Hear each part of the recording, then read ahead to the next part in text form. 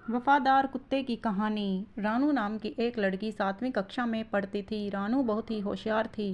वह स्कूल जाते समय अपने साथ 2 रोटी ले जाती थी। रास्ते में एक संतरे का बगीचा था जहाँ एक कुत्ता रहता था। रानू रोज कुत्ते को रोटी खिलाती थी। कुत्ता रानू को देखकर बहुत खुश होता था। रविवार को स्कूल की छुट्टी रहती थी, फिर भी वह कुत्ते को रोटी देने जाती थी। कुत्ते को रोटी खिलाते हुए रानू को बहुत अच्छा लगता था।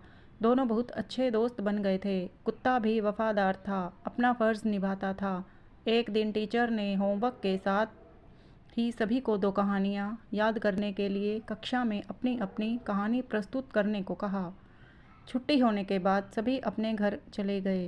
रानू ने होमवर्क तो कर लिया था, लेकिन कहानियाँ का कुछ समझ नहीं आ रहा था, तो वह अपनी सहेली के घर चली गई।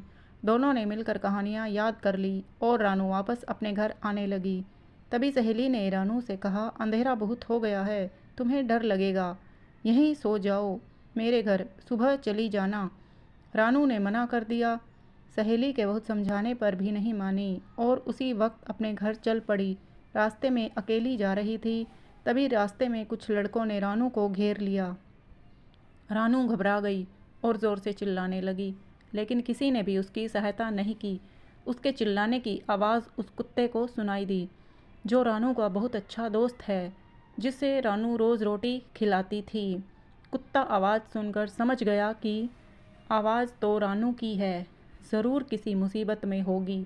कुत्ता दौड़कर रानू को बचाने के लिए आया। रानू को संकट में देखकर कुत्ता लड़कों पर ज़ोर से झपटा और लड़कों ने जैसे तैसे करके अपनी जान बचाकर 9-2-11 हो गए।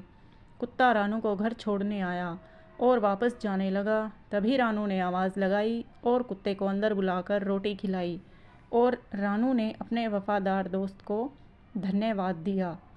रानू ने कहा, माँ, आज मैं इसी के कारण सुरक्षित वापस अपने घर आई हूँ। हमारी मित्रता बहुत गहरी है और हमेशा ऐसी ही रहेगी। मित्रता चाहे इंसान से हो या जानवर से, निस्वार्थ भाव की होनी चाहिए। संकट में हमेशा मित्र ही काम आता है।